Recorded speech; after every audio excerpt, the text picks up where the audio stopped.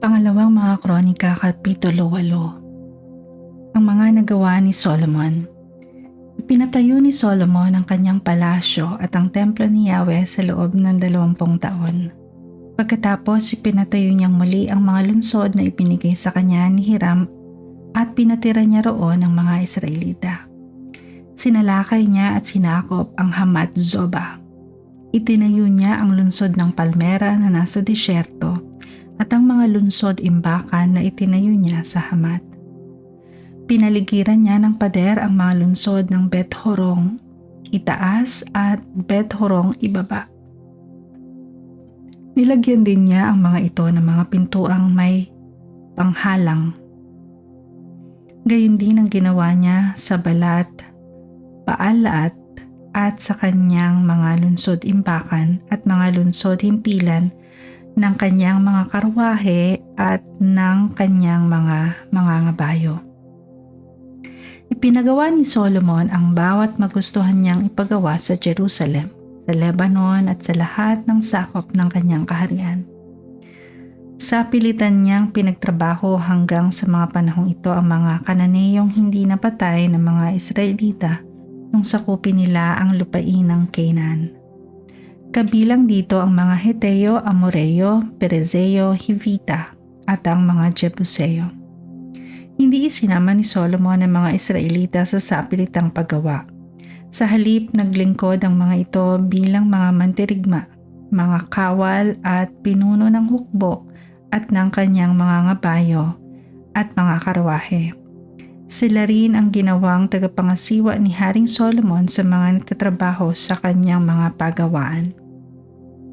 Ang bilang nila'y 250. Ipinasundo ni Solomon mula sa lungsod ni David ang asawa niya na anak ng Faraon. Dinala niya ito sa palasyong ipinagawa niya para rito. Sinabi ni Solomon, "Hindi dapat tumira ang asawa ko sa palasyo ni David na hari ng Israel. Iyon ay banal na dako sapagkat itinuturing na banal ang lahat ng lugar na mapaglagyan ng kaba ng tipan." Nag-alay si Solomon kay Yahweh ng mga handog na susunugin sa altar ni Yahweh na kanyang ipinatayo sa harap ng portiko. Ginawa niya ang lahat ayon sa mga tuntuning ibinigay ni Moises tungkol sa paghahandog sa mga araw ng pamamahinga, sa pista ng bagong buwan at sa 3 taunang kapistahan. Ang pista ng tinapay na walang pampaalsa, ang pista ng pag-aani at pista ng mga tolda. Sinunod niya ang kaayusang itinakda ni David tungkol sa paglilingkod ng mga pari. Gayon din sa mga Levita, sa kanilang pang-araw-araw na pamumuno sa pag-awit ng papuri at pagtulong sa mga pari at sa pagbabantay sa templo. Ginawa niya ito ayon sa utos ni David na lingkod ng Diyos.